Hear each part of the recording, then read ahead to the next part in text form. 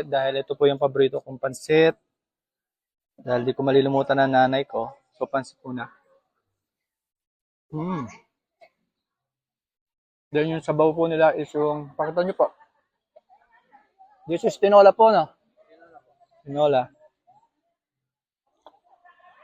Wow. It's good. Tapos may kaldereta din po sila. Sa baka. Wow. Mas masarap siyempre. Kumasilya.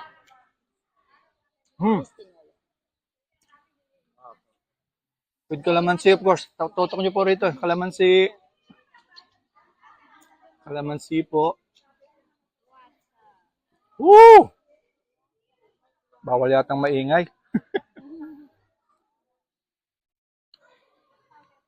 Kakamayin ko na po. Siyempre yung tilapia po.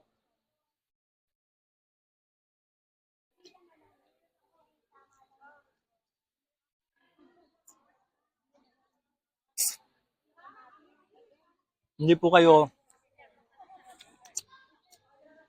an all-time favorite po pag inihaw na tilapia, cannot go wrong with sa inihaw na tilapia. Tapos po yung gulay.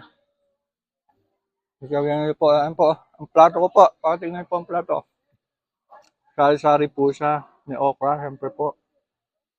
Tapos somewhere daw po, meron din po alamang. Ayun, nasa ilalim po.